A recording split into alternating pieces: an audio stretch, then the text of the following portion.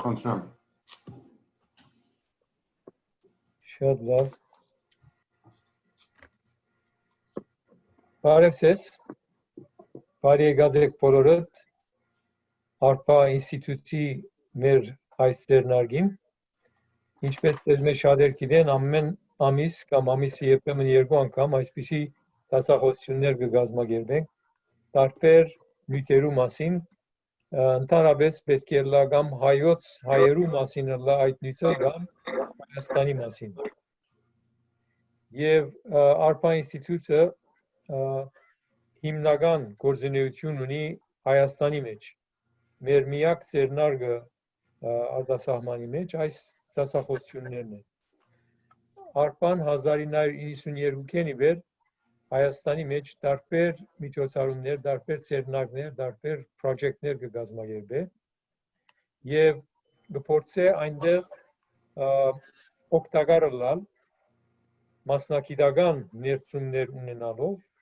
տարբեր բնակավարներու մեջ։ Մենք աշխատած ենք օրինակ առողջապահության մեջ, գրթության, transportation-ի, հանքային սիստեմներու մեջ, նույնիսկ սահմանադրության մեջ եւ կշարունակենք տարբեր ծրագիրներով մեր ներդրումը անել այնտեղ, ինչպես որսի մասնակիտական եւ փորձել օգտակար լալ։ Մեր ամենավերջին ձեռնարկը Nanotechnology Research and Development Center-ը գետրոմը ստեղծելու ծրագիր է, որում վրա աշխատենք 2 տարի է վեր։ Դե դիմաց կորոնայի պատմությամբ կարծես բավական գաղած եւ ետ կմնա, ալ չգիտեմ ինչպես պիտի վերսկսենք ադիգա, բայց մեր նպատակը այդպիսի գետրոմը ստեղծել է, որովհետեւ Հայաստանի մեջ մենք արդեն գտած ենք մոտ 30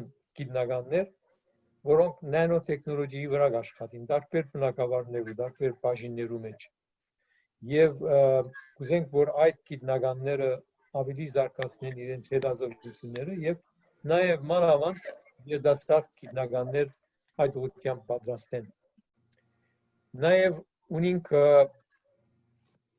բիզնեսներու սահմանամերձ գյուղերու մեջ նոր բիզնեսներ սկսելու ծրագիր եւ մենք մինչեւ 5 տարբեր փոքր բիզնեսներ սկսած ենք իրենց թե նյութական դրամատրելով եւ թե ուղղություններ դրամատրելով, որ կարենան իրենց բիզնեսը շահավետ դարձնել։ Եվ պետք է ասել, որ բավական հաջող է, մինչև հիմա կոնե մեկ բիզնեսը բավական հաջողություն ունի եւ արդեն տարբեր դեղերի օրդերներ ստացած է տերցակության մեջ են իրենք եւ արդեն մի քանի մեքենա ավելցած է իրենց գործունեության մեջ։ Նպատակն է անշուշտ, որ գյուղին ժողովուրդը ունենան եկամուտ եւ կարենան այնտեղ մնալ փոխանակ արտասահման երթալու կամ Երևան երթալու։ Իսկ մենք 2 տարի է, 3 տարի է վերջնության մեջ սկսած ենք նաեւ Հայաստանի մեջ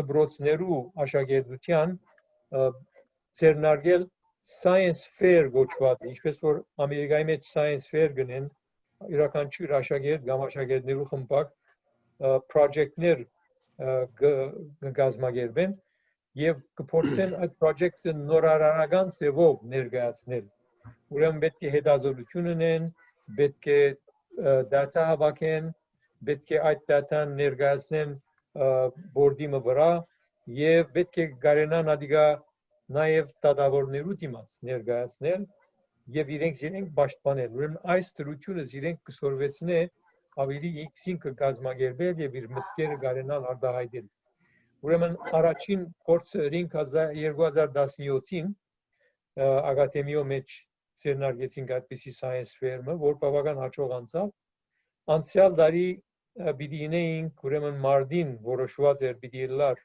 նախարարության հետ մեկտեղ այսպես ընդհանուր science fair-ը, սակայն այս կորոնայի պատճառով անշուշտ հետաձգվեցավ եւ հիմա կփորձենք գալ դարվա համար պատրաստել training գնել ուսուցիչներուն տարբեր շրջաններ մանավանդ Գյումրի, Տավուշ եւ այլն, որ կարենան ուսուցիչները իրենք աշակերտներուն ուղղություն տալ եւ պատրաստել իրենք, որ այս տեսակի project-ներ կարենան կազմակերպել։ Նաեւ ունենք մեր ամենամյա invention competition, նորարարության մրցում, սա բոլոր Հայաստանի երիտասարդ գիտնականներու համար է եւ ովևէ բնակավարի մեջ մեկը կգնա իր քյուդը, իր նորարարությունը ներկայացնել արբային եւ մրցանակ կգնան շահի լավերը, լավագույնները։ Արդեն իսկ մոտ 10-11 տարի է վեր գնենք այս մրցույթը։ Այս տարի ստացած ենք 12 տարբեր քյուդեր, որոնք արդեն արժևորվեցան մինչև հիմա 6-7 տարբեր մասնակիցներու կողմէ եւ դակավին կան ոմանք, որտեղ իրենց մասնակիտական արժևորումը չեն ներկայացած, բայց մոդեն կներկայացնեն եւ ուրեմն գորոշենք լավագույնները եւ լավագույններուն կտանք մրցանակ։ Առաջին մրցանակը 2000 է, երկրորդը 1000, երրորդը 600, չորրորդը 400։ Սա միայն քաչալերելու համար է, որ սկսին իրենք մտածել նոր արարություններու վրա եւ նույնիսկ նոր ապրանքներ, նոր արտադրանքներ ստեղծելու մասին մտածել։ Նաեւ մենք տարբեր ակադեմիայի ինստիտուտներուն եւ նաեւ համալսարաններուն հետ գործակցենք։ Օրինակի համար Institute of Physical Research կա աշտարակի մեջ ֆիզիկական հետազոտություններու հիմնարկը։ Այնտեղ մենք սարքավորումներ դրամատրած ենք, գլխավորապես նանոտեխնոլոգիի հետ կապված, օրինակ spectrophotometer տված ենք իրենց, hypothermia device տված ենք իրենց, հիմա կփորձենք իրենց vibrator magnetometer դրամատրել, որ իրենք կարողանան իրենց նանոպարտիկլները արժևորել եւ կարողանան ճիշտ ձևով օգտագործել։ Նաեւ իրենց հետ աշխատակցին անշուշտ մասնագիտական կետնի վրա օգնելով ուղղություններ տալով։ Նաեւ Institute of Chemical Physics-ին տված ենք օրինակ gas chromatograph, տարբեր ֆիզիկայի,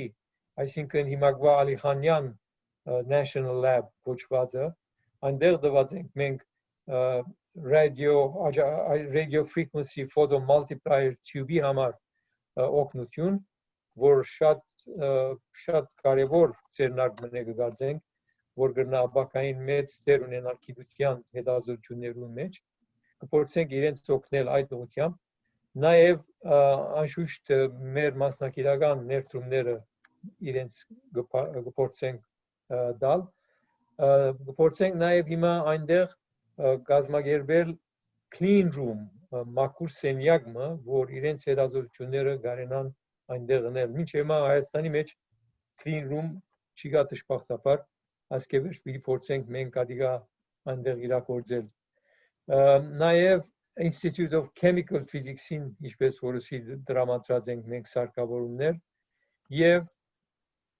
համալսարանին, օրինակ կենսաբանության biology department-ին դված ենք սարքավորումներ եւ իրենց նաև ունենք distance learning, այսինքն հեռավար ուսուցման ծրագիր, որուն գլխավոր պատասխանատուն Ժորան է, մեր այսօրվա host-ը, եւ կփորձենք մասնակիցներ գտնել տարբեր տեղերը, աշխարհի տարբեր տեղերեն եւ իրենց կոմպյուտերեն այսպես on-line նորեն դասախոսություններ կտան եւ Հայաստան գրնան այդ ուղղությամբ հետևել թե դասախոսները, թե ուսուցիչները եւ կարենան ամենավերջին նորությունները գիտության կամ տեխնոլոգիի մեջ փոխանցել Հայաստանի։ Տարբեր բաներ ալրած են, օրինակի համար առաջին արտիական blood bank-ը, արյան մատակարարման եւ քննարկման կենտրոնը Երևանի հիվանդանոցի մեջ սարքեցինք 1998-ին,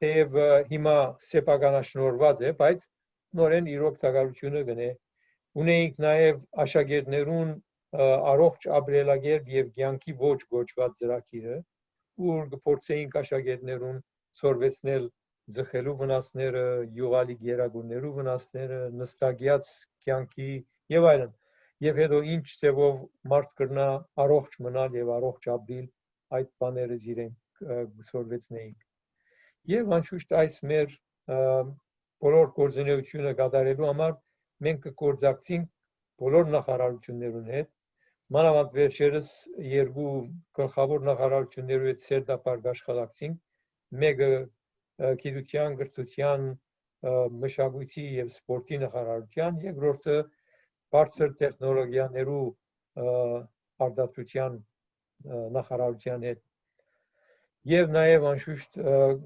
բոլոր համալսարաններու ղեկավարություններուն եւ դնորոշանց հետ մեր կորձունությունը գլխավորապես այս է եւ կփորձենք այս դասախոսություններով նաեւ օգտակար լինել ժողովրդին եւ մասնակից դարձնել հիմա կուզեմ ներկայացնել այսօրվա բանախոսը ներկայացնող իմ սիրելի աղջիկս, որը բժշկուհի է, ինքը neurologist sleep apnea-ի մասնակետ, Veterans Hospital-ի մեջ ինքը sleep apnea-ի գետրոնին դայրեկտորն է, եւ հիմա պիտի ներկայացնե ինքը պրոֆեսոր Աստուրյանը։ Ռամելորի։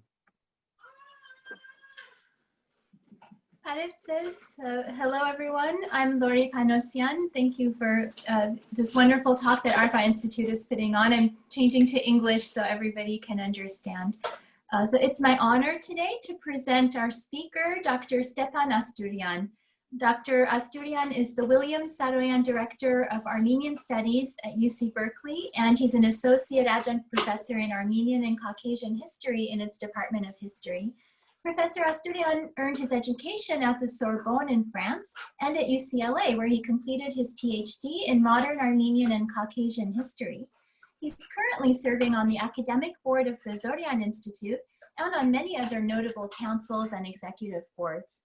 He has authored numerous articles and essays on modern Armenian, Ottoman, and Azerbaijani history and on post-Soviet Caucasian politics. He will be releasing a publication on the Armenian-Azeri conflict by the end of this year.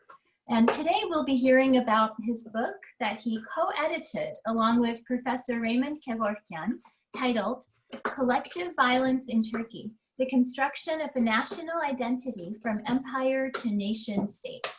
This influential book was sponsored by the Zoryan Institute, and it was meant to explore the continuum of violence against minorities throughout history, all the way to the modern day Turkish Republic, even influencing ISIS. And so today the Zoryan Institute is offering a special book discount to all of our participants of our talk. And if you order through the Zoryan Institute on or before the end of September, by September 30th, they'll provide a 20% discount to all of our listeners for the purchase of this book. And to order, please contact them directly. And that's at zoryaninstitute.org. It's Z-O-R-Y-A-N, Zoryan, at zoryaninstitute.org. And I'll also put this information in the chat box for everyone. So now, without further delay, it's my pleasure to invite Dr. Stepan Asturian to start today's presentation. Thank you, Lori. I would like to thank the ARPA Institute, not just for this invitation. I remember I gave a talk more than a decade ago about the evolution of the diaspora, but also for all the work that the Institute is has been doing over the years. Now, I would like to start with the context of this publication.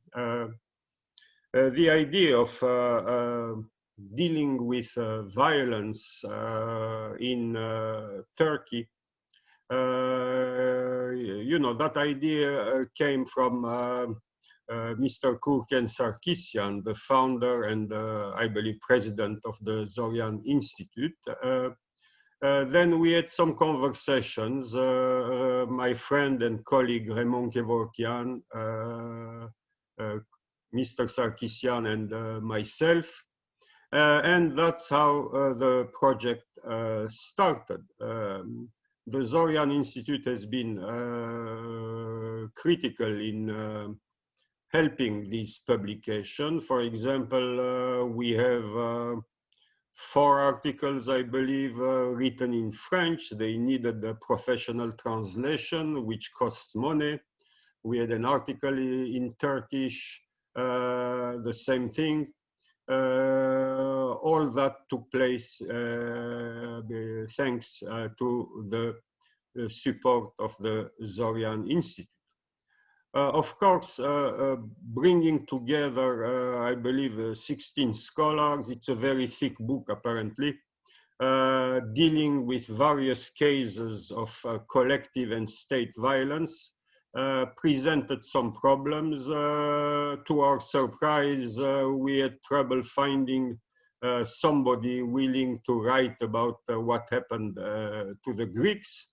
And it is George Chirinian, who works at the Zorian Institute, who dealt with that topic. There are other topics where there are very, very few specialists, but we could, for example, the Yazidis, the case of the Yazidis, but finally we were able to find somebody to write a chapter on the Yazidis. Now, this having been said, I think we should start with what I am going to present is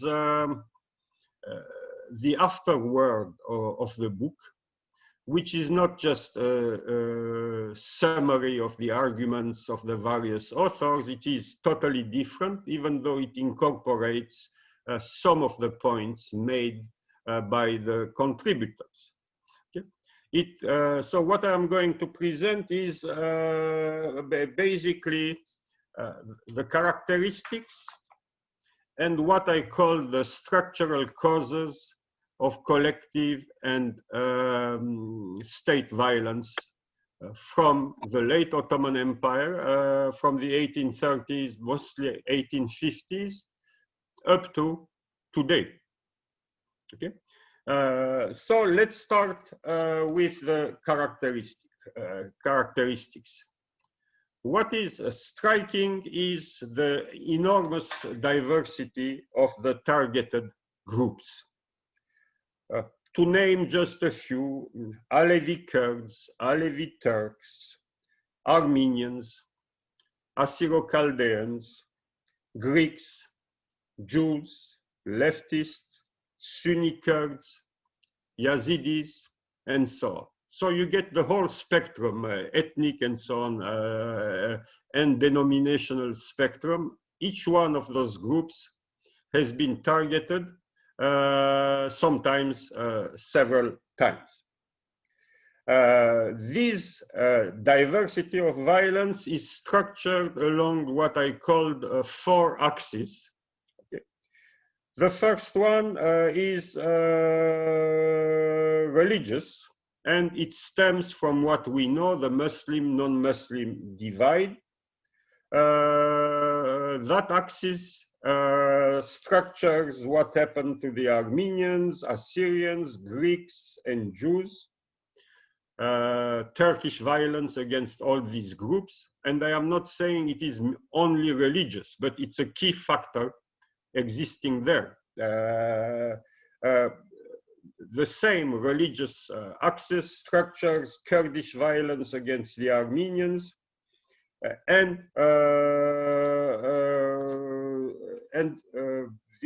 okay, that's enough for that one. The second structuring axis of violence is the denomination.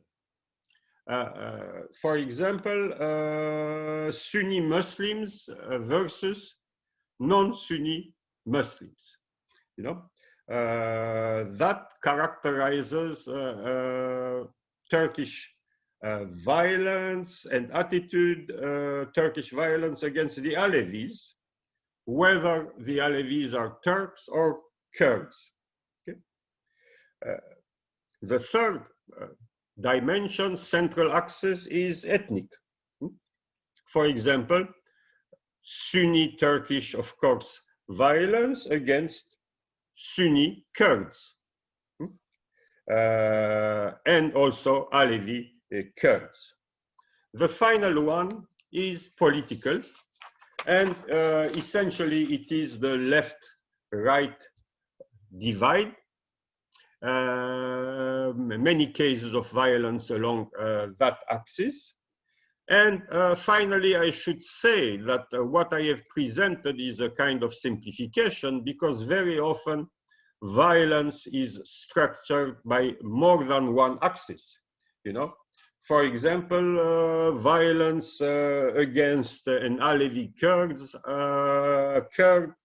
that could be violence.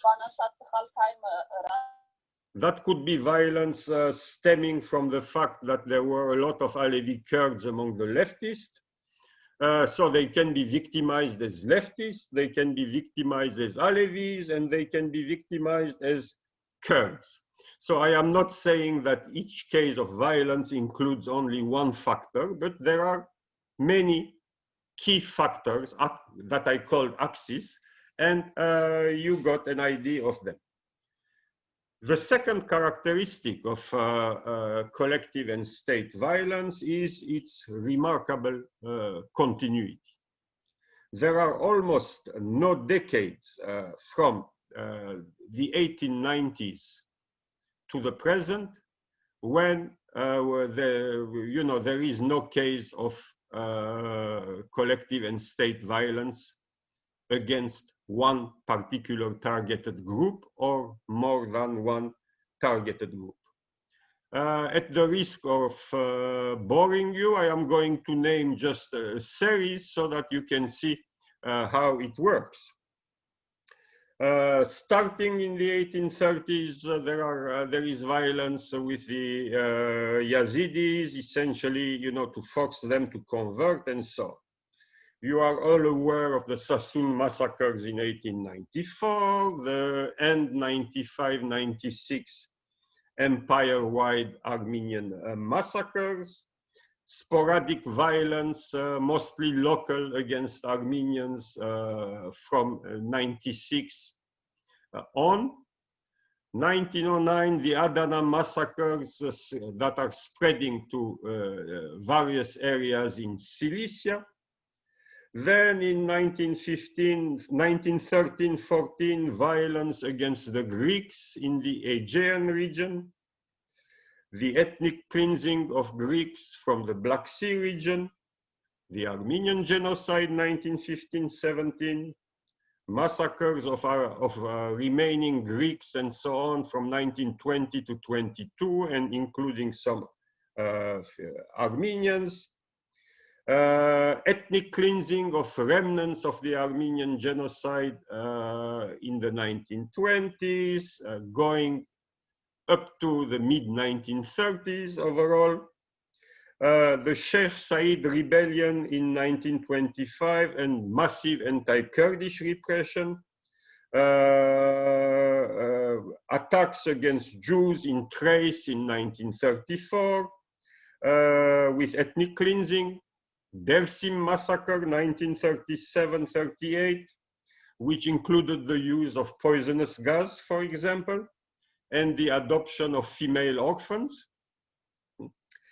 During the Second World War, you had that exceptional tax known as varlık vergisi, which was essentially a predatory phenomenon to reduce minorities to misery, with thousands of Armenians and others being sent to quasi-concentration camps in the eastern provinces if they couldn't pay that extortionary tax. Okay. 1955, Istanbul Pogrom against the Greeks, violence against the Alevi in the 1917, violence against the Kurds in the 1980s, 1990s, post-pronunciamento repression in the early 1980s, anti-Kurdish violence subsequently over the next 2 decades, mob violence during the so-called coup d'etat against Mr. Erdogan in 2016. And I will spare you other details, 3 coup d'etats by the army, what was called a postmodern coup d'etat in the late 1990s against an Islamist prime minister, and hanging the prime minister of Turkey, Mr. Adnan Menderes, in around 1960. So this is breathtaking. You know, there are many countries where you have a violence between this group, that group, and so on. Here we have a widespread spectrum of targets and the continuity. So violence, collective and state violence, is essentially endemic to Turkey. The third characteristic of that violence, besides the diversity of the targeted group, the continuity, and so on, is the fact that there is almost no case of collective violence without the involvement of the state. The state, its agencies, its provincial authorities, or various subgroups of the population, for example. Thus, the title of the volume, Collective and State Violence. This is a very important characteristic of violence in Turkey. Okay? The massive participation of the population in the various cases of violence. I could find only approximately 2 cases where the violence is essentially military: the Sheikh Said rebellion and its repression, and the Dersim massacre were mostly military affairs. The fourth characteristic is the state's ability to mobilize various segments of the population to take part in the violence against the targeted groups. So it's a kind of equal opportunity affair there, you know.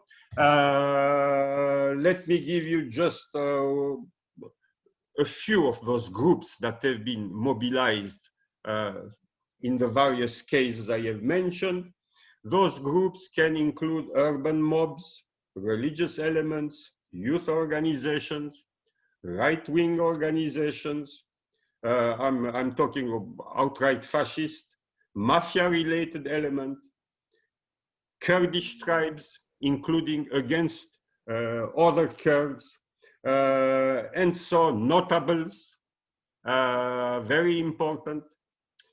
During the Armenian genocide, the 1909 massacres, and some others, Muhajirs, former refugees from Russia or the Balkans, to name a few, Cherkesses, Lazes, Abkhazes, Chechens. These were very major players during the 1909 massacres, during the Armenian genocide, in the special organization, and so on.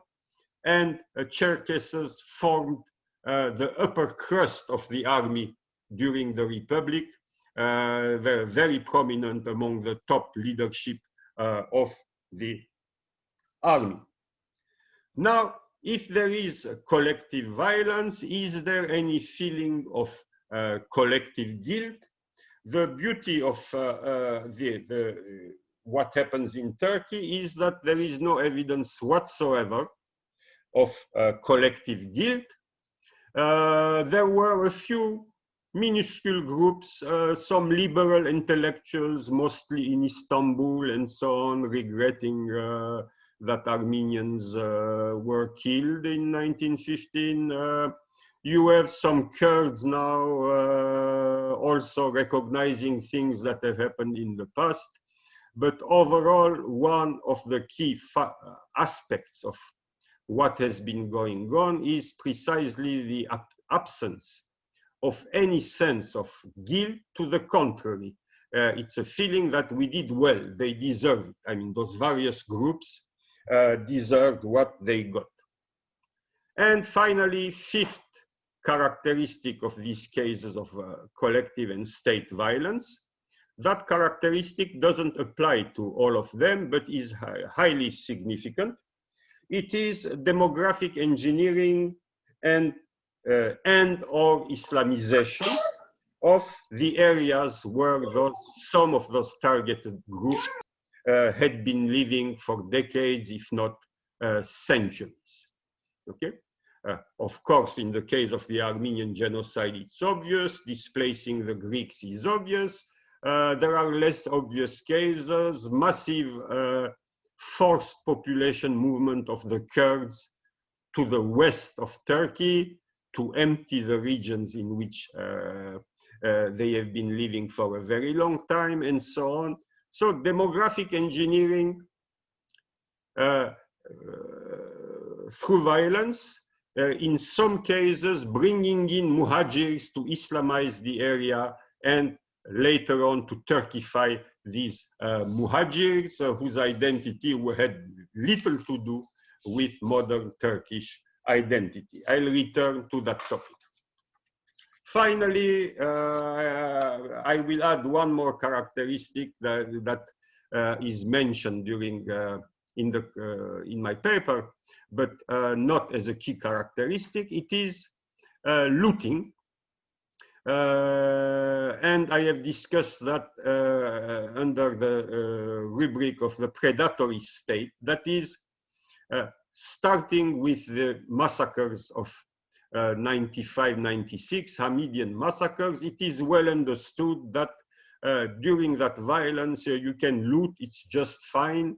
Actually, it's part of the process. Same thing in the Adana massacre, same thing during the Armenian genocide, same thing in the pogrom against the Greeks in Istanbul in 1955, same thing in the pogroms against Jews in Thrace. So it's a characteristic of many of those cases of collective and state violence. We are done with the characteristic, and now we have to move to the longest section, which deals with what I call the structural causes of this violence and of its characteristics. By structural causes, I mean what the French school of historiography used to refer to when I was a little bit younger, les causes profondes, the deep causes, which it distinguished from les causes immédiates, the more immediate causes, the more contingent ones, and so on, the triggers maybe, okay?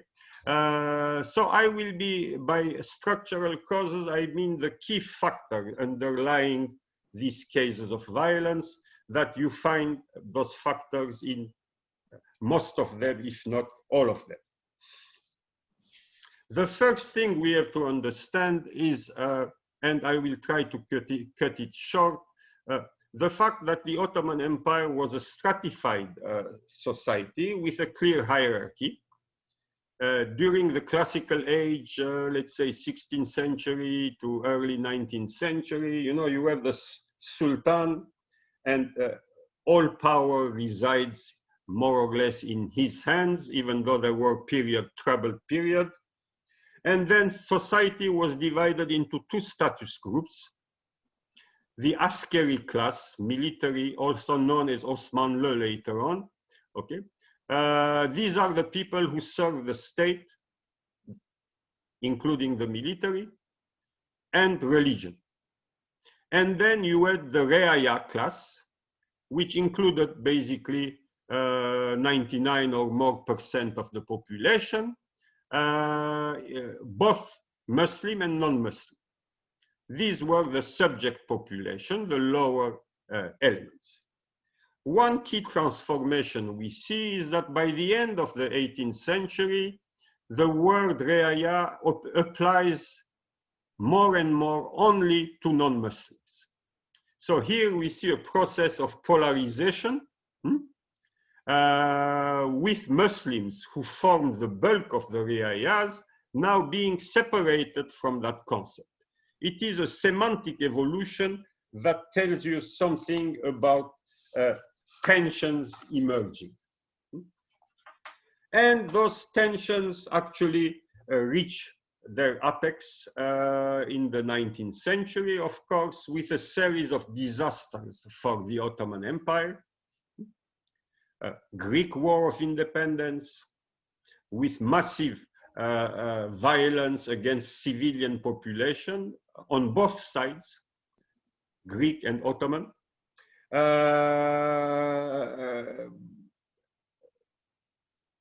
Egypt becoming a quasi semi-independent area under Muhammad Ali from 1805 on, and coming close to destroying the Ottoman Empire in the 1830s, 40s. Okay. Influx of 1 million so-called Cherkesses from Russia, half of whom were resettled in the Balkan areas in the European part of the empire, half in the Asiatic part. This is the beginning of massive immigration of so-called muhajirs, refugees, and that process will really intensify polarization in society.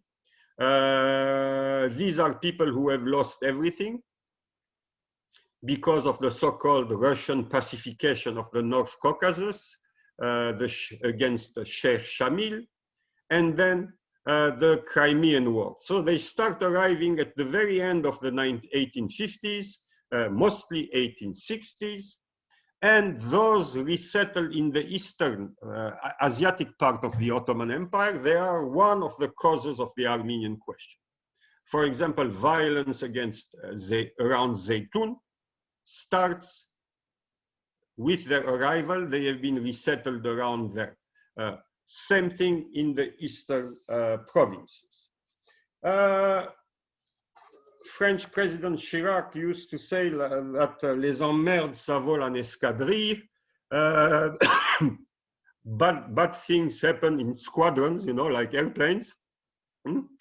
Bad things continued. Ottoman defeat against Russia, loss of territories, more refugees after the war of 1877, 78, internationalization of the Armenian question, bankruptcy of the Ottoman Empire subsequently, okay, in 1875, and formation of the so-called Ottoman Public Debt Administration in 1881, administered by Europeans who take over various parts of the Ottoman economy to force the Ottoman Empire to reimburse its debts.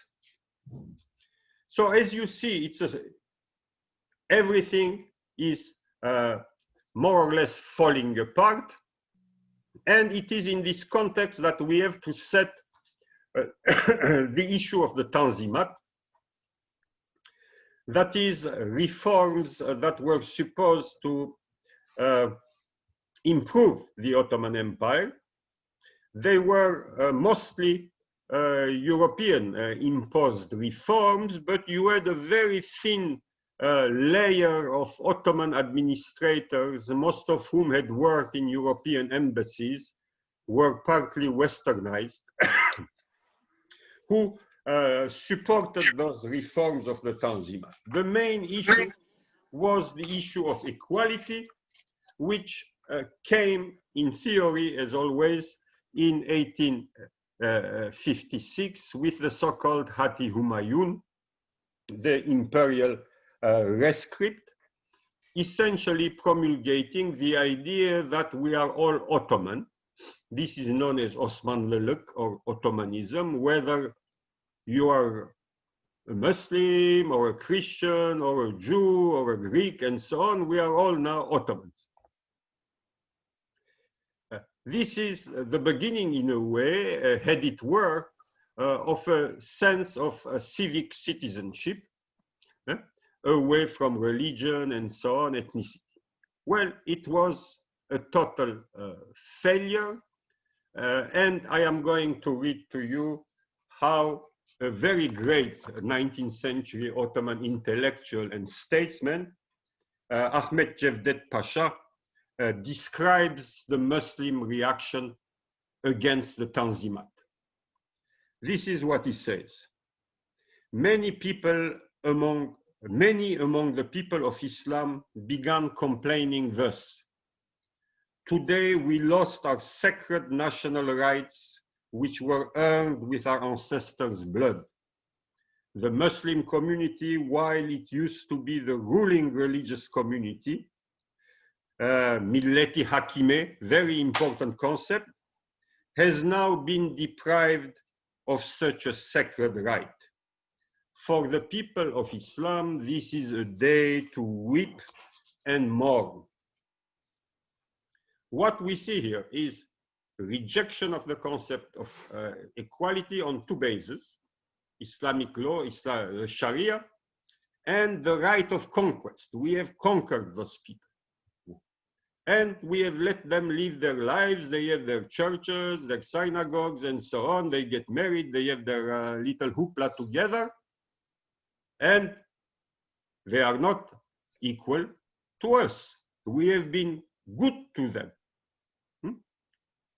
It is in this context of rejection of this idea that the Armenian question emerges, more precisely not the real Armenian question, which is rooted in that refugee problem and changes in the Kurdish structure in the eastern provinces, but the tip of the Armenian question, which is the diplomatic part, okay?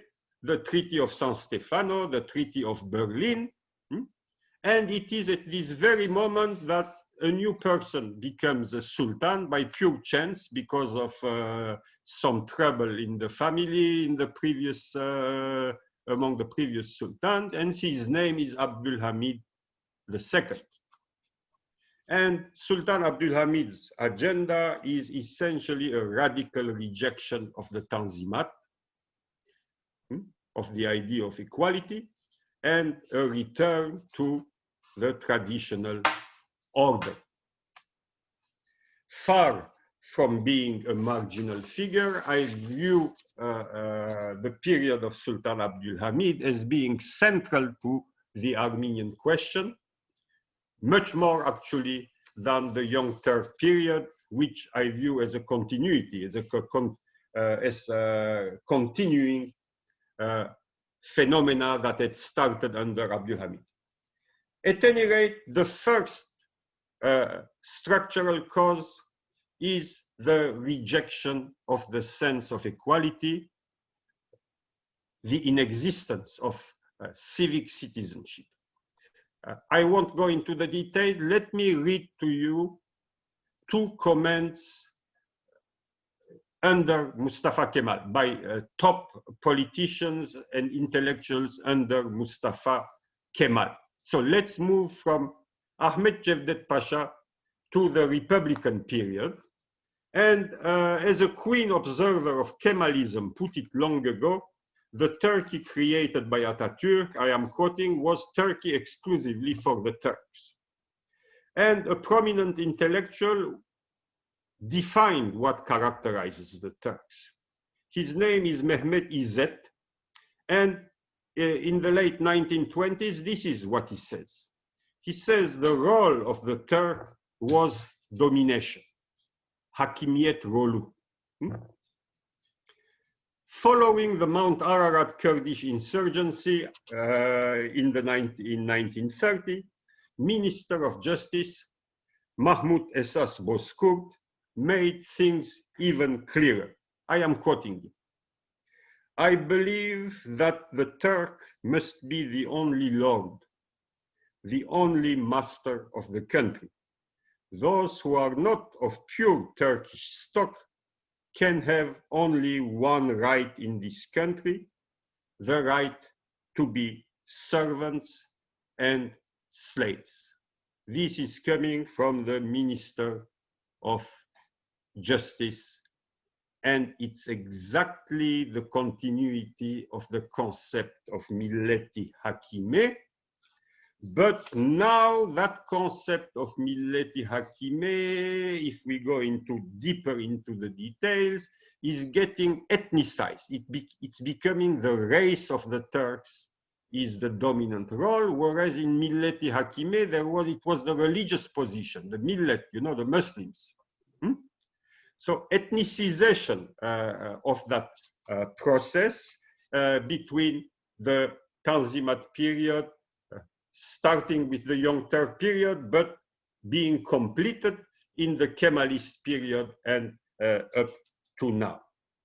This cultural attitude of domination is reinforced by a militaristic culture, which starts in school even, with kids being inculcated with ideas such as the Turkish nation is a military nation, every Turk is born a soldier, Türk'ün Türk'ten başka dostu yoktur, the Turk has no friend but other Turks, and the Turk lives in a world of paranoia.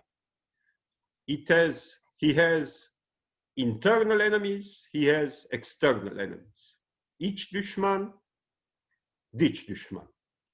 And this is the worldview that has been imparted to the population through education and so on for decades. And those who are surprised by the drift radicalization in the positions of Mr. Erdogan just don't know this background. Mr. Erdogan, I don't view him at all as an aberration. He is he's completing a process, and I'll return hopefully to that later on if I cut down on some things. You should also know that while people were talking for decades, I mean, Turkey was going to join Europe, Turkey was characterized, it was a lay country, religion was separated from the state and so on, okay?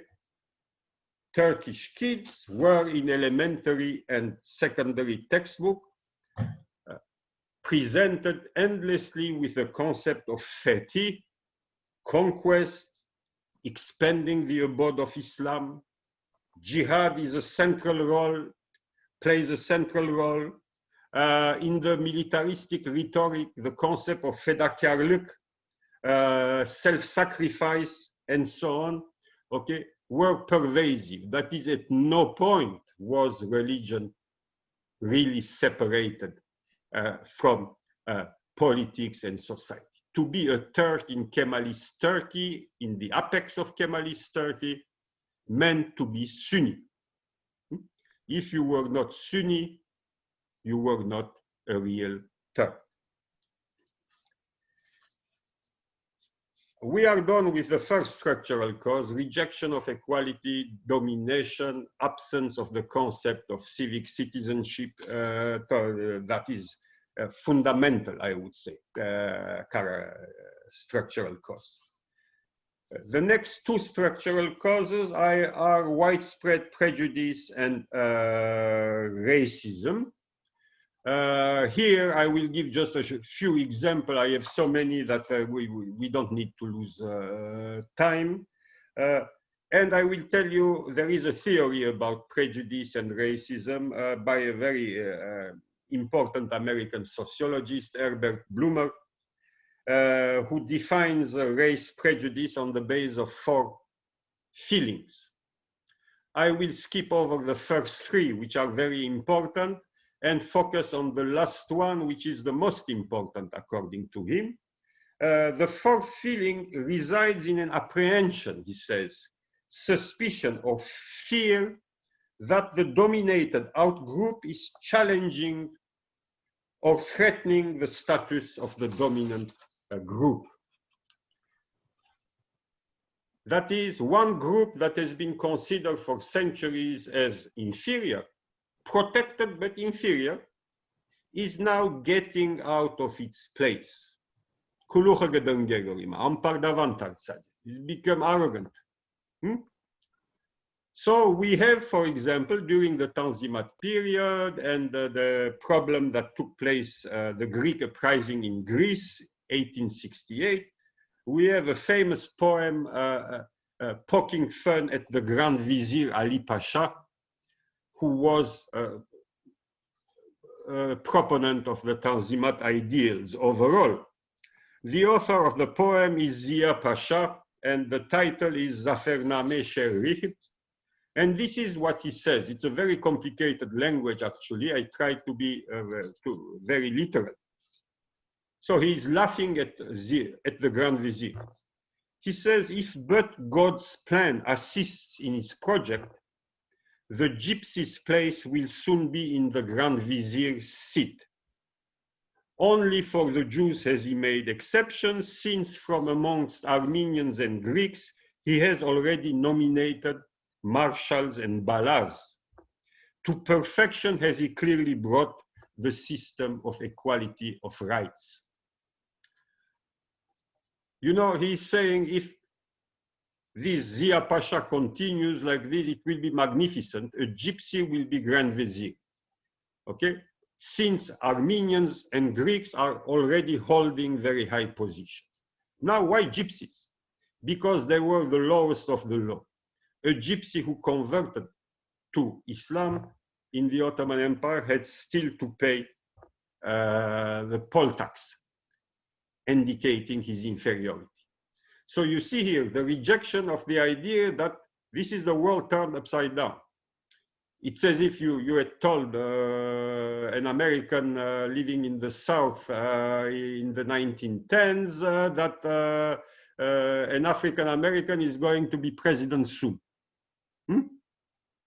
Let's say in 1911 or 12 or 1908 or 7, whatever. It doesn't matter. This is unbearable. I mean, it's turning the world upside down, and something has to be done against that, I hope. This is the mentality. The racism, I can go on forever. Let me give you just a few sayings. Fidelity from a Gyavur, a non-believer, unbeliever, is like healing from poison. It is impossible to make friends with Gyavurs. And trigger like an Armenian. In the Armenian knowledge, in the Jew, valor cannot be found. Ermenide Irfan, Yahudide Pehlivan, Bulunmaz. There is even a famous saying about the Armenians who reach the top of the Ottoman hierarchy in various ministries. They are viewed as parvenus, as nouveaux riches, as arrogance. Ermeniden dönme sonradan görme. And a famous writer, Shinasi, explains that he gives the French equivalent of that. He says, il n'y a rien de plus orgueilleux qu'un riche qui a été gueux. Nothing is more arrogant than a rich person who used to be a beggar. This is about Armenians and so on, Greeks who have reached, you know, the top positions. About Kurds, we have a collection also. I will spare you. There is one I like a lot. Eşehe Kürk demişler, 2 hafta saman yememiş. They called the donkey Kurd. He did not eat hay for 2 weeks. The poor animal was so depressed, you know, that he stopped eating. I mean, it's a real tragedy for the donkey. Ayedam post olmaz, Kürkten dost olmaz. You cannot make fur with a bear and friend with a Kurd. And I can keep going and going with this type of worldview, widespread in society. I have documented the early cases in the second half of the 19th century. I have found many, many more cases from in the past decades. There is a very interesting website actually that collects them. And there are some interesting innovations. What is the function of this prejudice and racism? Well, it serves several functions. Degrading the outgroup, that's one. Providing a bogus explanation for what is a real perceived sense of inferiority. For example, when you explain the Armenian success in business and so on, or the state as being avaricious, arrogant, and so on, you are basically putting the successful person down to justify your own inability to be good in that field. The third function is to separate the out-group from the in-group, obviously, And the fourth one is very important. This type of prejudice, racism, paves the way to mass violence, legitimizes it ex post facto, and exculpates, absolves the perpetrator. And it is a key factor in explaining the absence of any kind of collective sense of guilt in Turkey. Okay. It is a key factor in that. The fourth cause, structural cause, is the idea that state violence is essentially banalized with the encouragement of group participation, popular participation. That is very important. You see, violence, you have societies where violence becomes quasi-addictive, turns into normalcy. If you let it go on, then violence breeds violence. Okay? Those who study ethnic conflict will confirm that very easily. Okay? So what we see here is the fact that the state is saying just fine to do it. Let me give you just an example, just only about the 95-96 massacres, the groups involved. Muslim urban mobs, supervised by regional and local officials. Softas, Muslim students of theology and so on. Istanbul, Kurdish porters. In the east, Kurdish tribes. Adana massacres, sheikhs, hojas, local authorities, urban mobs, Kurds, Circassians, Muslim refugees from Crete, Lazars, and so on. Broad segments of the population participate, kill, loot, and a key point, remain unpunished. Remain unpunished. Impunity is just the way of encouraging the repetition of that, of saying, look, you know, it's just okay. We did it a few years ago. Now you can do it again. Okay. That's how the system works. The same thing happened to Greeks in 1955 in Istanbul. A massive looting, destruction, some killings, also some Armenian shops and so on, and total impunity. And this is in the very modern era. The fifth cause, structural cause, and I will go on for another 15, 20 minutes. I think we said 1 hour at most, is made up of a series of characteristics of Turkish nationalism. First, you should know that at the beginning of the 19th century, even the middle of the 19th century, the word Turk was a derogatory word. It was something like the equivalent of redneck. It applied to Anatolian peasants, to nomads, to really, you know, as they say in America, white trash, redneck, and so on. That's the Turk. The term Turk referred to that. The real glorious thing was to be an Osmanlı. What we see at the very end of the 19th century is the beginning of the glorification of Turkishness, of ethnicity, and shortly thereafter of an imagined Turkish race. And this starts with the writings of many converts, actually, Hungarian, Polish, and others, who bring to the Ottoman Empire this idea of race and Turkish greatness.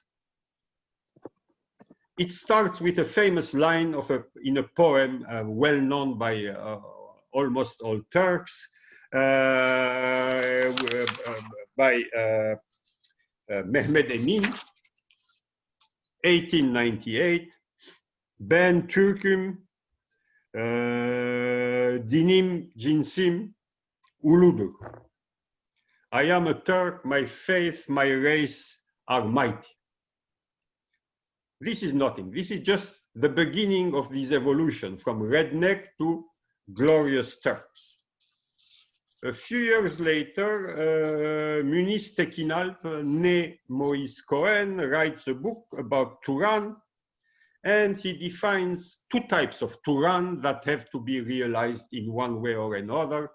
Okay, there is first the small Turan, modest Turan, imaginary homeland of the Turks. That's what Turan was. So the small Turan, it was very modest. It stretched from Istanbul to Lake Baikal and from Kazan to Mongolia. That was the small Turan. And then you had the great Turan, and he explains to us that it extends, I am quoting, from the frontiers of Japan to the Scandinavian mountains, and from the Arctic Ocean to the Tibetan plateau. So here is the first key characteristic of Turkish nationalism as it evolved, especially in the 1910s, and then was formalized later on under Atatürk. It's grandiosity, the megalomania, grandiose. Let me read just one line to give you a sense of things. Ziya Gökalp, the key ideologue of the Young Turks and also of the beginning of the Kemalist period. Ziya Gökalp, who was a Kurd, by the way, and a member of the Central Committee that decided the Armenian genocide. He envisioned a new life, Yeni Hayat, for the Turkish race. And this is what he says: while the civilization of Europe, he says, are rotting, the genuine civilization will be the Turkish civilization. To Gökalp, the Turks are so superior that, I am quoting, they are the supermen whom the German philosopher Nietzsche imagined. They are the new men, he says, of every age. So you see here, and I have many other quotes, but we cannot afford the time. It's just that grandiosity and the concept of race emerge, and these will be formalized in what is known as a Turkish history thesis that will be promoted by Mustafa Kemal Atatürk to create a Turkish identity. In that Turkish history thesis, I mean, it's a totally grandiose. The Turk is at the origin of almost all civilizations and so on. It is the Turk is the innovator of all times. And this Turkish history thesis is complemented by what is known as the Sun language theory, which became less famous, but lasted for about 15, 20 years, was prominent, to the effect that the first language, the first human word, was uttered by a Turk, presumably somewhere in Central Asia around Lake Baikal, who looked at the sun and said, "Ah." And that sound, "ah," is the Turkish "ar," "ak," "ah," and so on, which refers to sublime, purity, the skies, and so on. Grandiosity formalized in history education for decades and decades, imparted to kids from early age on. The second characteristic, very important, is the theme of victimization. The Turk has been victimized. Hamdullah Supi, known as Tanrı Over later on, bemoans about Rumelia, the European part of the Ottoman Empire. Miserable country, wretched country, he says. Mehmed Emin, oh Turks, oh youth, wake up.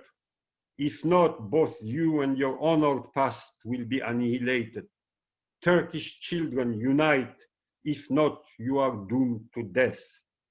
Halide Edip, so that the pain, calamity, and burden afflicting the oppressed Turkish nation, and she goes on and so on. Victimization, grandiosity, grandiose narcissism. And you know what is typical of the feeling of victimization is very dangerous. You find it at the roots of almost all mass killings. Hutus in Rwanda feel victimized by the Tutsis. If you asked Hitler, he would feel he felt victimized by Jews. Jews were the incarnation of the stab in the back. They had lost the First World War, supposedly because of the socialist movement and so on, whose leaders were mostly Jews. Jews were very prominent in the Bolshevik Politburo. And on the other hand, Jews were the incarnation of cosmopolitan capitalism, of finances, of uprooted people, not the real folkish, healthy German people. And they had been sucking the bloods of the German nation and so on. Okay? So this is the sense of victimization combined with ultranationalism is, I can assure you, is a potent fuel for genocides and mass violence. But what is most fascinating is that after committing that mass violence, this is what Mustafa Kemal tells in 1923 to the farmers of Adana. Comrades, disasters, sorrows, defeats bring about certain consequences for nations to come into existence. And he goes on and goes on. The whole world must know that so long as there is such an enemy facing us, it is not possible and will not be possible for us to forgive him. Showing mercy to the enemy is weakness and feebleness. This is not displaying humanness, it is proclaiming the decadence of the human race. And he explains that the key factor for them is the feeling of vengefulness, which is a very strong and healthy human feeling. Later on, he will deny the Armenian genocide by claiming that Turks had been killed by Armenians. I will spare you that quotation because of time, but in psychoanalysis, there are words for this type of phenomena. It's projective identification and also things that introjection. They are bringing inside themselves what they did to others. And this is one of the mechanisms of denial, which was formalized by Mustafa Kemal Atatürk. Third characteristic of nationalism, it's using politics to build the economy. It starts with the theory known as Milli İktisat under the Young Turks. That is national economy. And in the Turkish case, which was different from the German-Austrian cases, the idea is that we are building a nation based on race, but we don't have a middle class.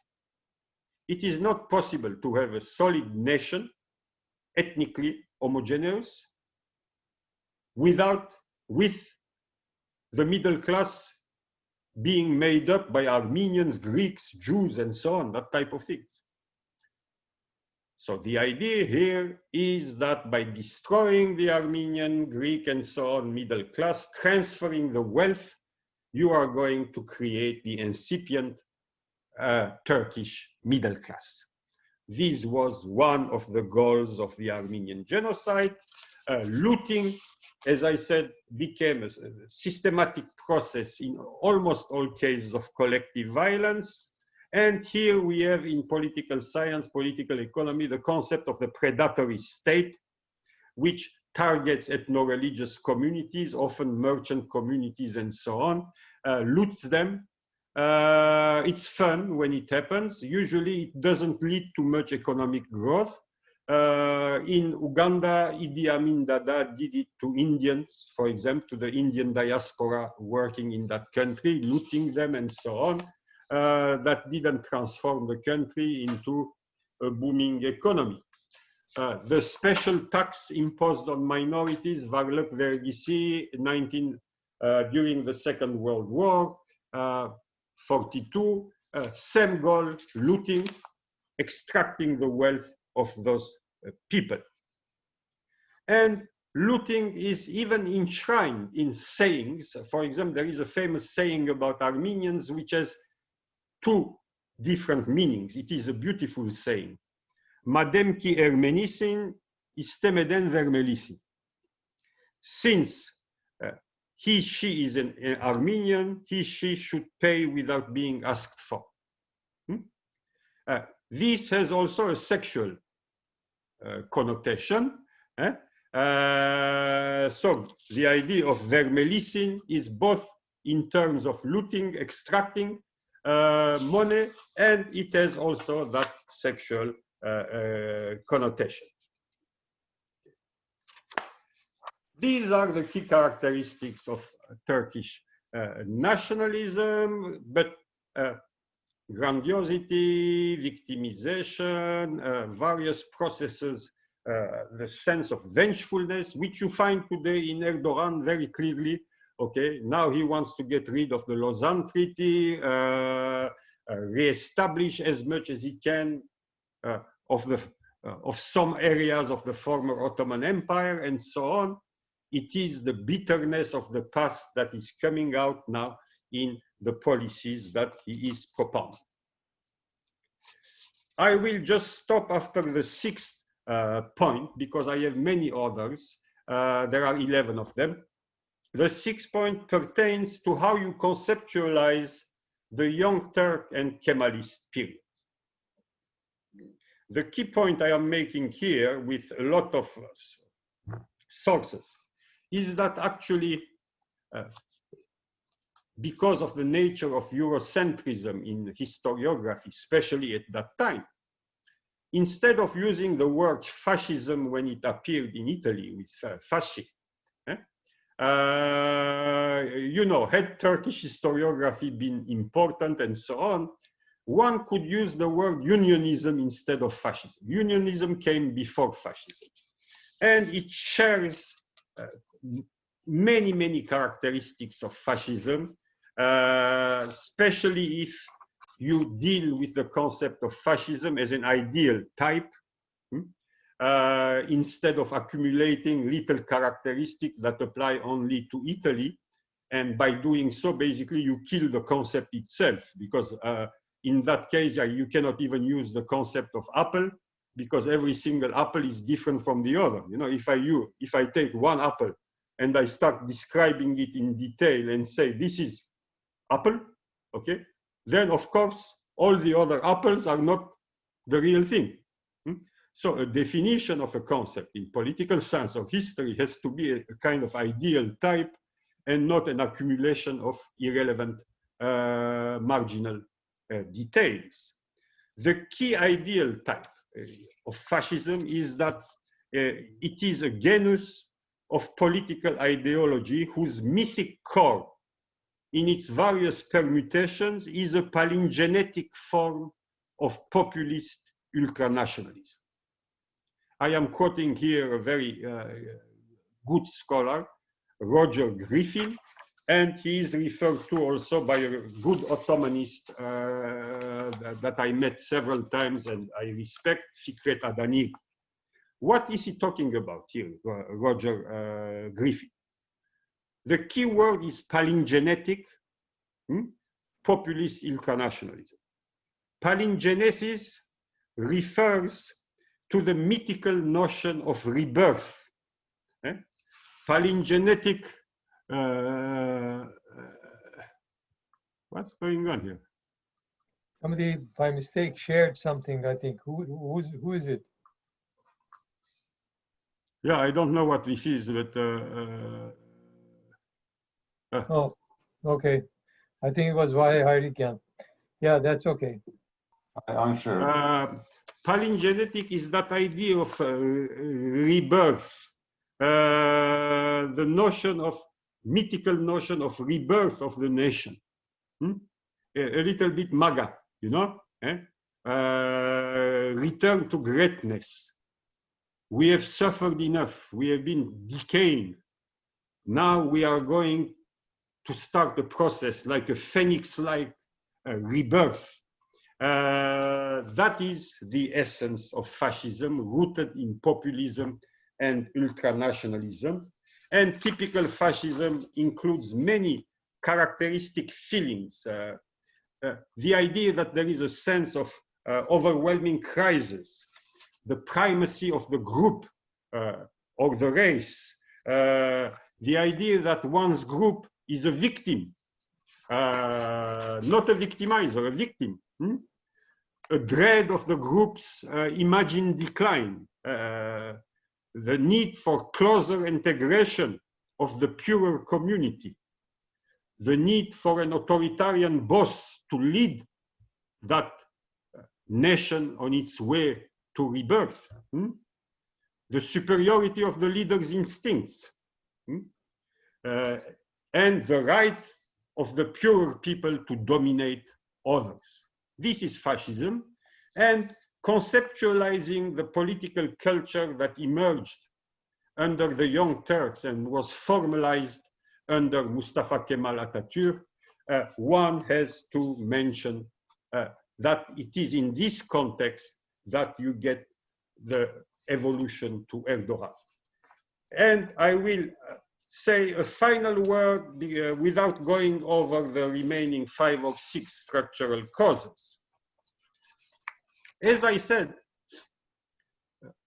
the myth was created by Atatürk that religion now was separated from the state and so on, and we are all Turks and so on. But at no point during Atatürk or the following decades after his death, the 40s, the 50s, and so on, was that true.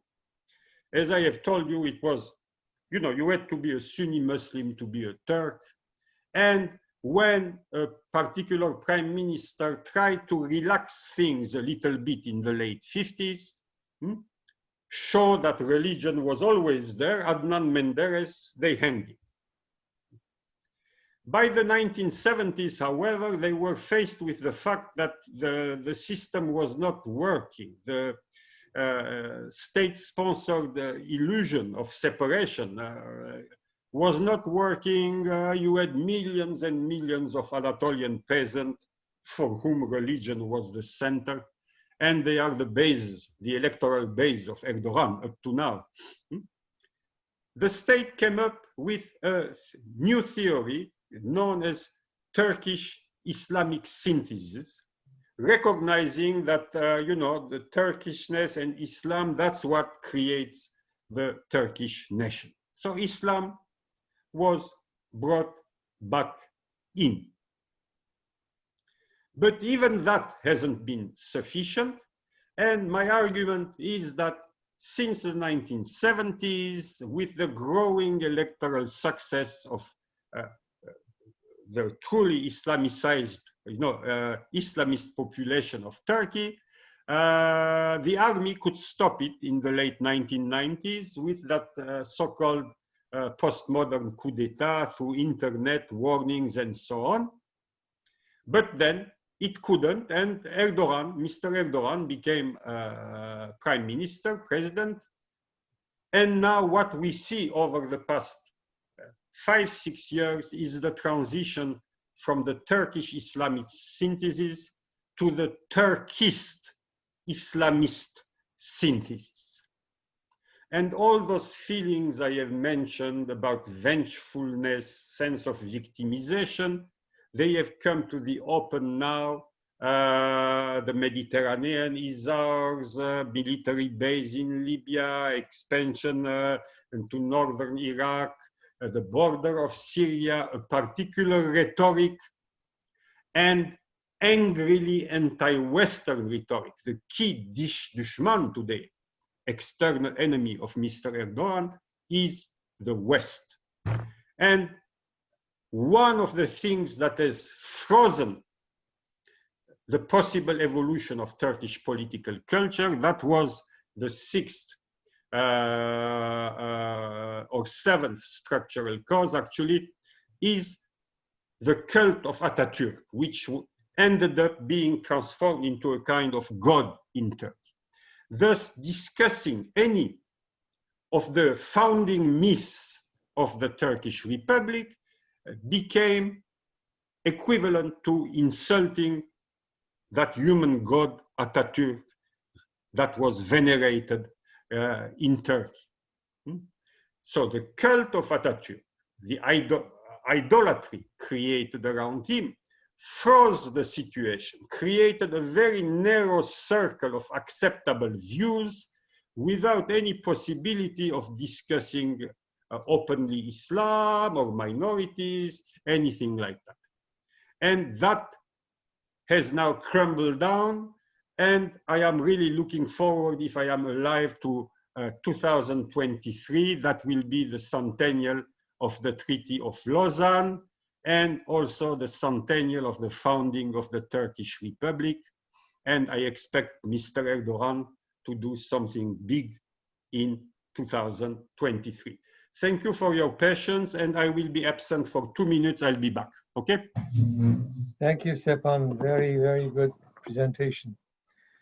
Okay, now we will take the questions from the audience in the chat room, and then we will read them one by one. I know we have quite a few historians here and also political scientists, and they might have either comments or questions. If any one of them would like to make a comment, please let us know in the chat room, and then we'll allow you to speak up yourselves. In the meantime, before Dr. Asturian returns, I would like to mention that in our next two lectures or presentations are, the first one is going to be on September 19, that is in a couple of weeks, and the speaker is Hranush Kharadyan from Armenia, ethnography expert, ethnicist, I guess. The subject is Turkagan եւ Ադրբեջանական ինքնությունների գառուցման ջարդարաբեդությունը 1920-20-ին մինչև 80-ական թվականներում. So that's the speaker and the subject of our next presentation. And we have, after that, we will present Dr. Jonathan Conlin, the author of the book on Kalus Gulbenkian. The title is Kalus Gulbenkian, Nowhere Man. It will be on October 3, so 2 weeks after the Kharadyan presentation. We look forward to having you all participate and send us your comments.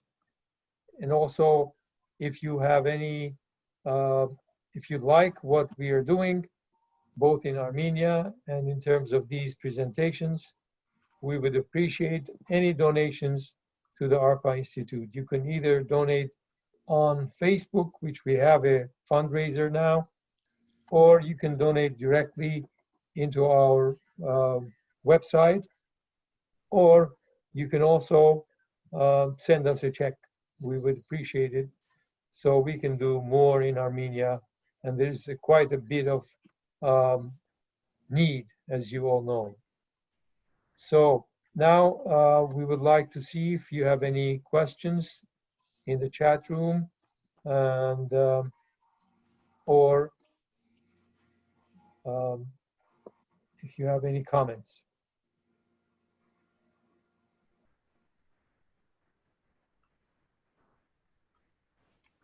And again, as was mentioned, there's a 20% discount on the book if you would like to purchase it directly from the Zorian Institute. Please do so. It will help this be propagandized and and also let your friends know about it.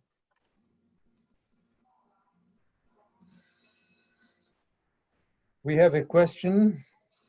Is Professor Asturian back yet? Yeah, I'm here. Okay, yes.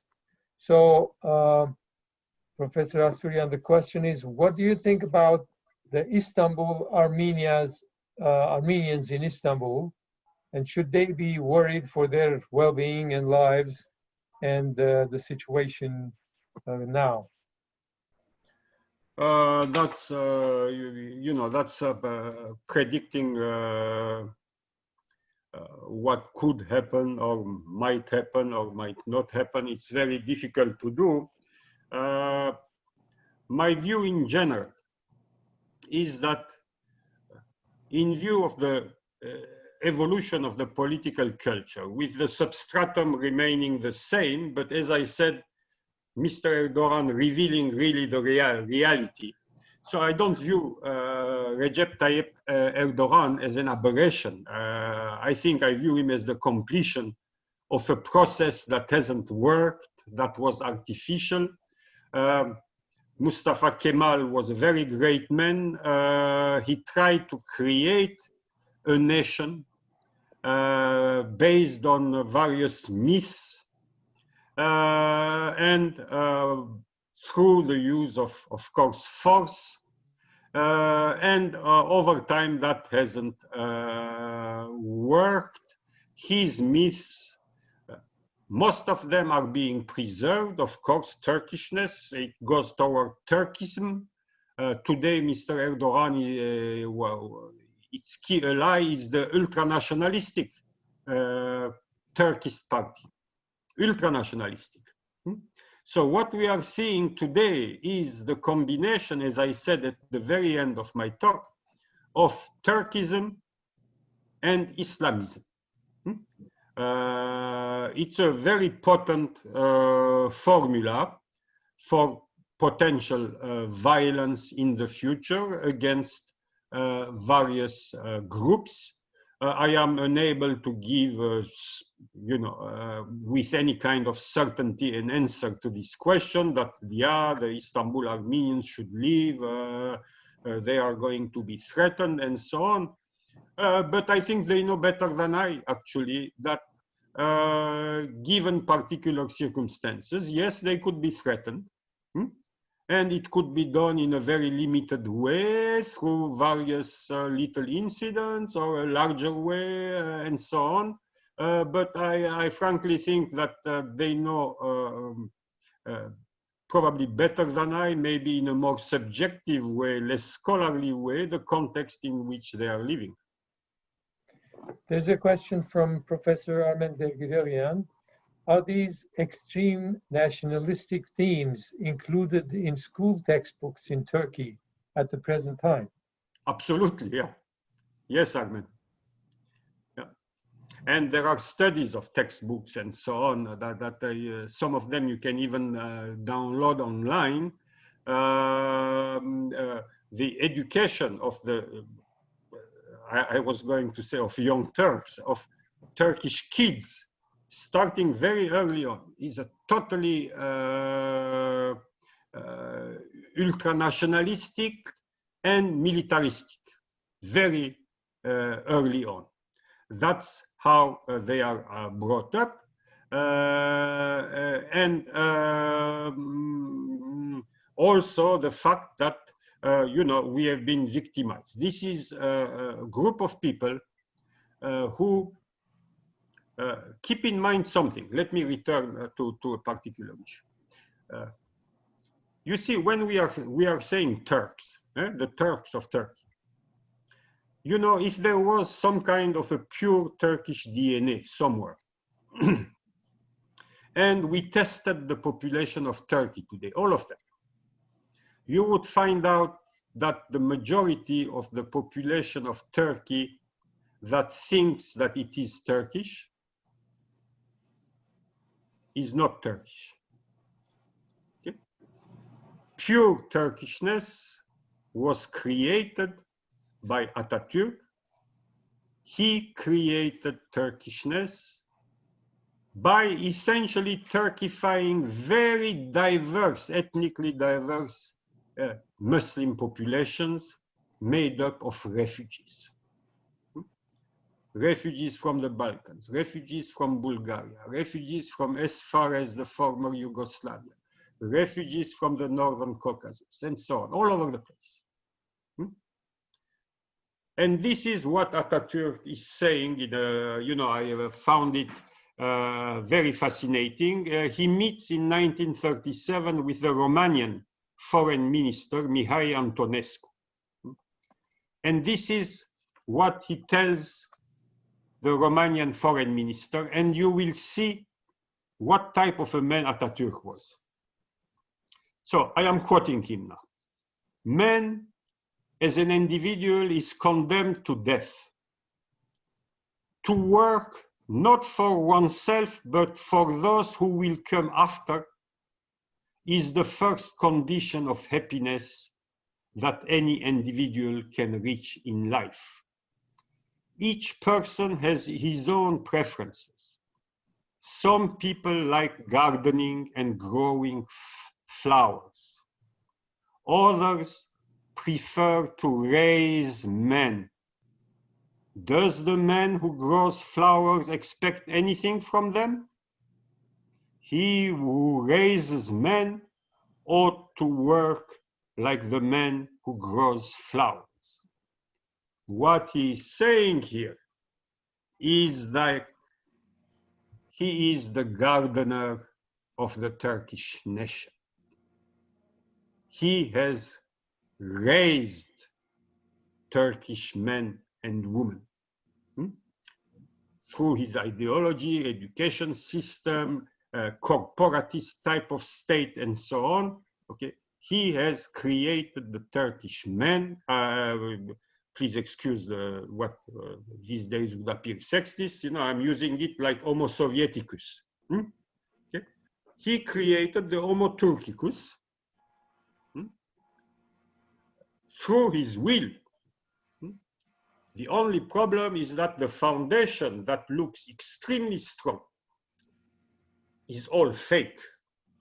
The greatness of the Turks, they have invented all civilization, the first language Turkish, no genocide, no continuity with the Ottoman Empire, all that is fake, but is built very strongly and imposed on the population. And part of it is crumbling down because what Mr. Erdogan is doing is rehabilitating the Ottoman Empire. His idol is Abdul Hamid. It's not Mustafa Kemal at all. It's not the Young Turks. Okay? So this is what is going on today. In the last structural factors in my paper, I go deeper into the details, but I think I gave you the key elements that were as valid under the Young Turks as they are today. And basically, yes, it's an ultranationalistic type of culture that exists in that country. And one of the reasons, before my digression into the self-perception of Atatürk as the gardener of the Turkish nation, okay? One of the reasons why that ultranationalism works and is embraced wholeheartedly by a lot of Turks, of course, not all of them, okay, is that a substantial part of the Turkish population is made up of descendants of refugees, of muhajirs.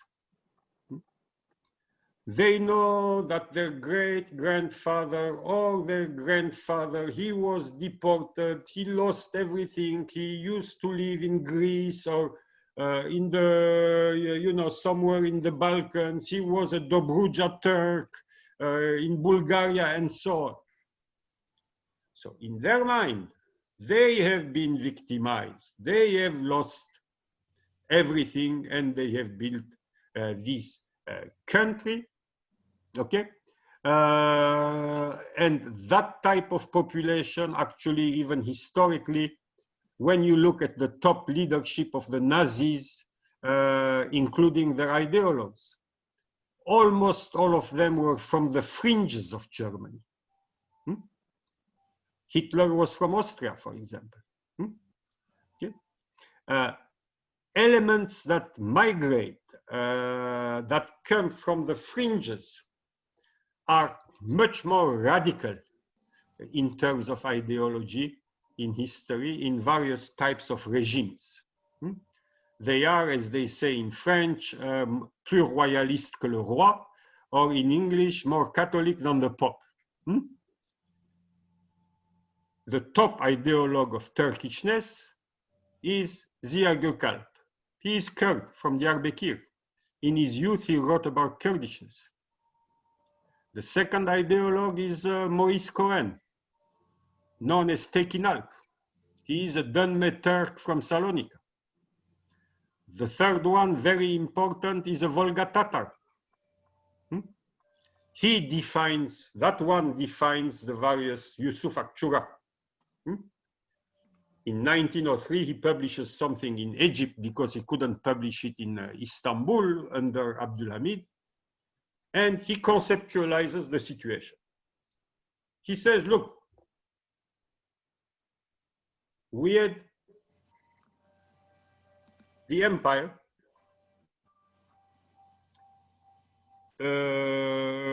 Ottomanism, the Tanzimat, it didn't work. We had Islamism, Sultan Abdülhamid, it didn't work. Now, he says, is the time for Turkism, for race.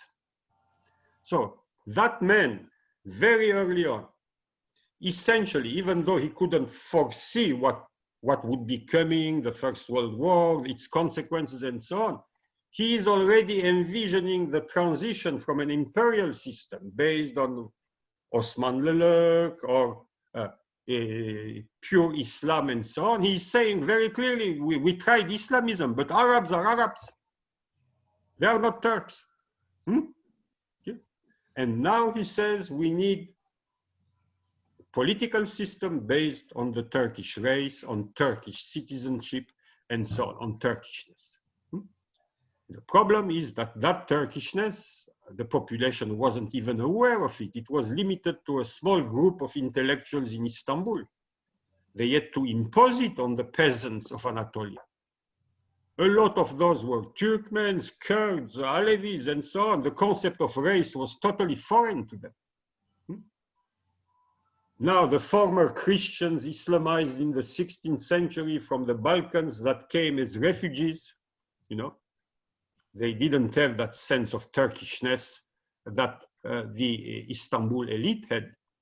So what I am saying is that Mustafa Kemal completed a process that had barely started with the Young Turks, the process of ultranationalism based on race and Turkishness.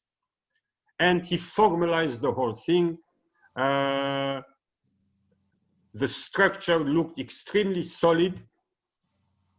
But like all artificial things, it is not that solid. Over time, it can evolve, and part of it, the exclusion of religion or the marginalization of religion, has now crumbled down.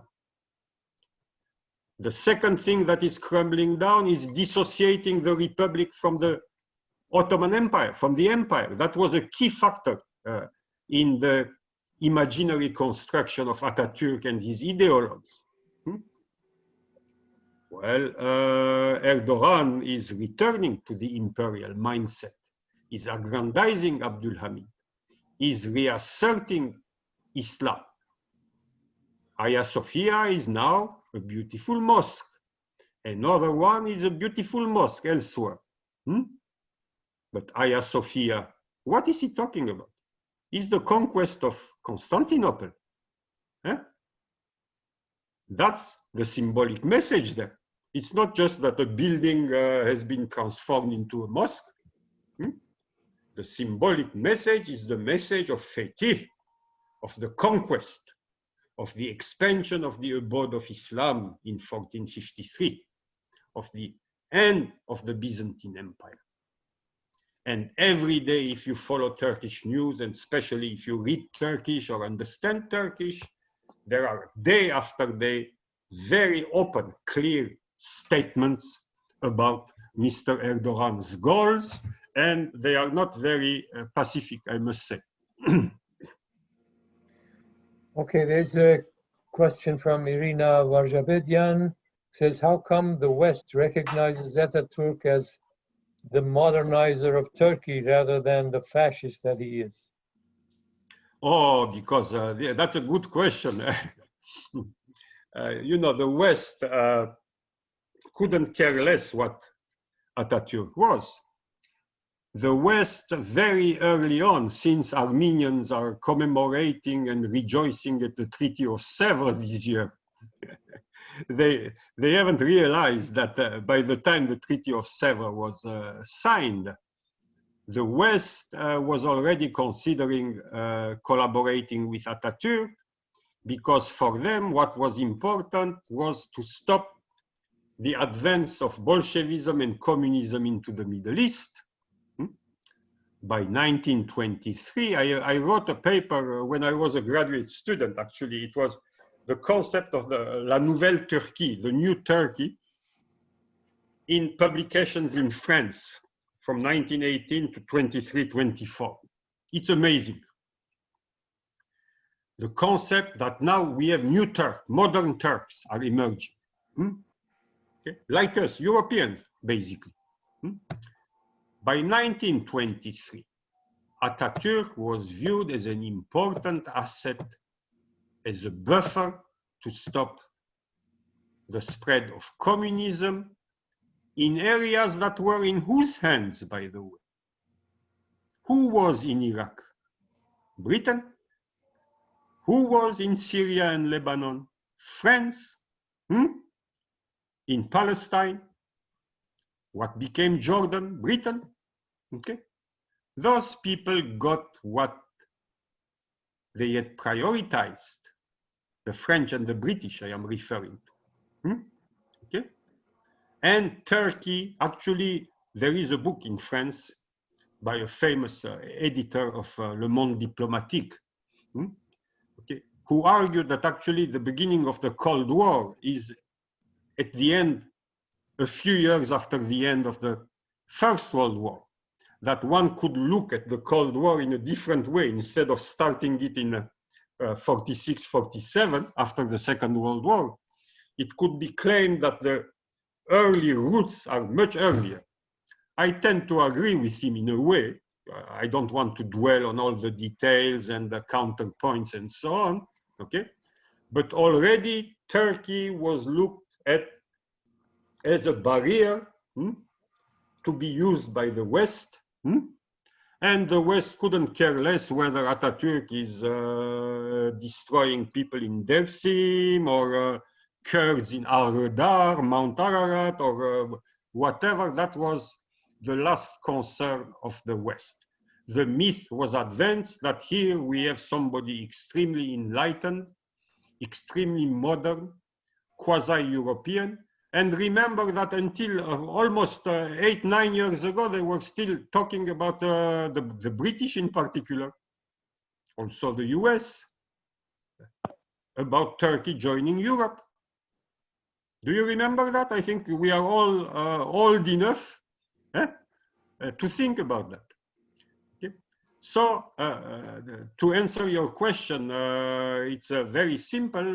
The priority for the West was both use Turkey as a fortress against the spread of Bolshevism and communism, and the second priority was trade and business. The business lobby in France, in England, in the US, very early on, 21, 22 already, they are agitating themselves that we have to find a modus vivendi with Turkey. The colonial lobby in France is all pro-Turkish. They couldn't care less about the Armenians that they brought back to Cilicia and were deported a second time. I have looked at the archives because my first topic for my dissertation was the issue of Cilicia. And I have devoted several years to it. I have archives that high. British, French military, French diplomatic, foreign office, and so on. So this is the reality. It's not that they are fools, okay? It was convenient to them to portray him that way, and especially to say that the model for the Middle East should be Turkey. Turkey is a lay country. It's not Islamist. That's what they were selling to public opinion. Today, it's a little bit difficult to continue selling that. But then remember, and I will,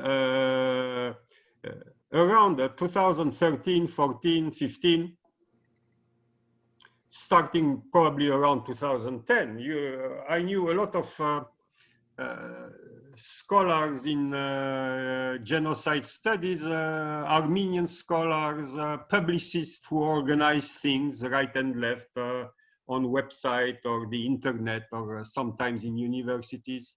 They had their mouth full that liberal Turks, you know, we are working with liberal Turks, Turkey is changing. It is incumbent upon us to help them understand what happened and things like that. If you were a little bit skeptical, telling them what you are talking about is about 2,000 intellectuals in Istanbul, maybe 200 in Izmir, go talk about that in Kars or Trabzon, and good luck, get yourself a life insurance, you know, before going, okay? They would look at you, you are the primitive nationalist who doesn't understand, okay? Well, where is that dialogue now? Let me ask them. Fantasies, illusions, you know, they exist, but as always, the proof is in the pudding, or as President Mitterrand said in France, one has to give time to time. With time, you see what reality is all about. Thank you. Then the next question comes from Paro Asturian. Let's see. Paro is asking, let me find.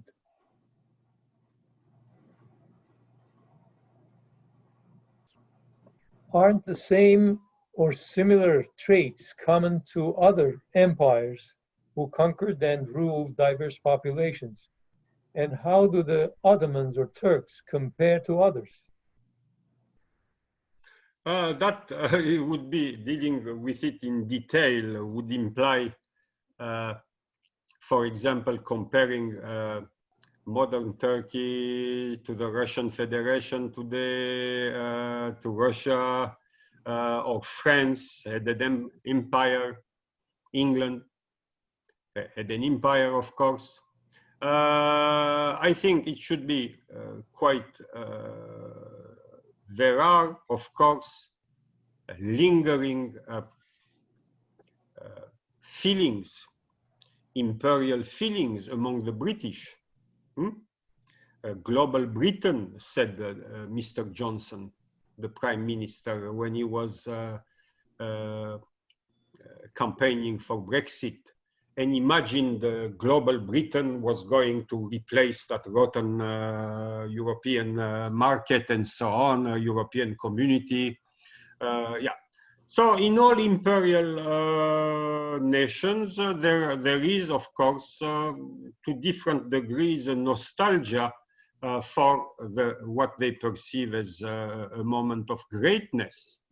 And they tend to very often assimilate the nation state with the empire, which is a mistake, ex post facto mistake.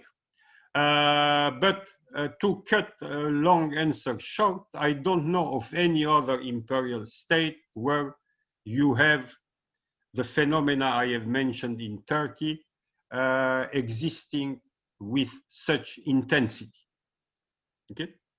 I don't know of any. I may be wrong. I may be missing something here, because this is an interesting and very broad question It would require a little bit of thinking and so on. We are here in front of a screen and so on, and I cannot go on for half an hour. But I don't know of any other post-imperial society existing right now where the phenomena that characterizes Turkey exist with the type of intensity that exists in Turkey. The next question is from Ara Khanjan. He says, what is the possibility of increasing the role of progressive, non-nationalistic fascist Turks or Garo Paylan's party, which includes Kurds and Turks and Armenians? The role of progressive, non-nationalist fascist Turks or Garo Paylan's party, which includes Turks. At this point, that's an easy one, I would say. It's I don't see much hope in that direction of increasing the possibility of the role of progressive and so on, non-fascist Turks. I don't see much hope in the short or most likely even medium run. What may happen in 40 or 50 years, I don't know. But I see what is implied in this question as being outright impossible over the next, let's say, 5 years.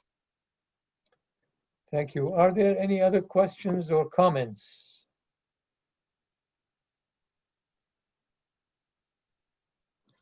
All right, thank you very much, Stepan. And we hope that you will all join us and you will also order the book and let your friends know about it.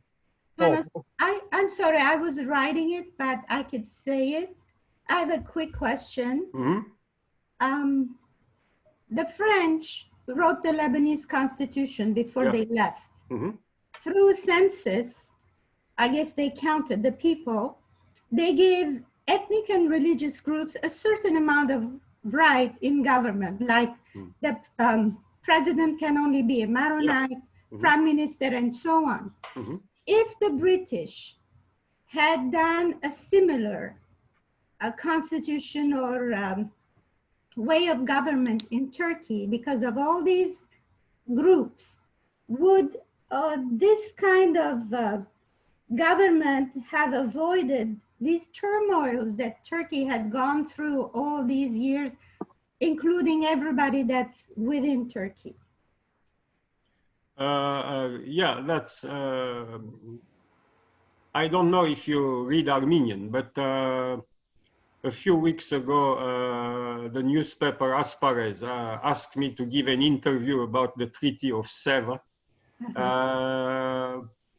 If you read that interview in Armenian, you will have the answer to your question. The British couldn't give anything to Turkey because by the time the Treaty of Sèvres was signed, even 8 months before, the parliament of the Ottoman Empire, as early as the end of 1919, was controlled by Kemalist and former Young Turks. The Ottoman parliament, late fall and winter 1919 already, was controlled fully by people who were against the government of the Sultan, Vahideddin. Okay? By the beginning of 1920, the Ottoman parliament adopted a proclamation that Mustafa Kemal had imposed in the eastern provinces, known as something like the national oath, defining the territories that are Turkish. Bottom line, Mustafa Kemal had put a cross on Arab territories, okay, but was adamant on keeping Turkish territories, that is, territories in which Turks are a clear majority, what is now mostly Turkey, plus Thrace, the European part leading to Greece, across the Bosphorus, Thrace, Yeah. naturally Izmir and so on, Smyrna, all that had to be Turkish. By the time the Sultan signed the Treaty of Sèvres, it's dead on arrival. The Ottoman Parliament is never going to ratify that. No. Okay. Did the British and the French know about it? Well, I assume they did. They had enough spies, officers, and diplomats around there. And Istanbul at that time was in the hands of the British. Okay. But Istanbul is not the whole of Turkey. What was going on outside Istanbul? The overwhelming part of what is now Turkey was controlled by the Kemalists and secret networks that the Young Turks had created when they were losing the war. They had already created networks to fight against occupation as early as the end of 1918. Okay. I know the case of Cilicia. They had armaments, they had human infrastructure in place to fight against the British and then the French. Okay. So to answer your question, the British couldn't have imposed anything at that time on Turkey. First, because Turkey itself was not a priority for them. The priority for them was Iraq, Palestine, okay, what is now Jordan, and so on, and oil. At no point had they a plan of occupying Turkey. Istanbul, yes, they wanted to keep the straits under their control, leading to the Black Sea. That was important. Even that they couldn't do, because by the end of 1921, when the French agreed with Mustafa Kemal, the so-called Franklin-Bouillon Agreement of Ankara, to give up Cilicia totally and develop business with Turkey. That was the deal. And the Italians, okay? Neither the Italians nor the French wanted the British to stay there or to back them militarily. So when they signed the Treaty of Lausanne, they had to, basically, they had to go, okay? If not, they would have had to send an army of I don't know how many 100,000 soldiers to be able to do what you have suggested, that is create a constitution, impose it, and so on. That was outright impossible.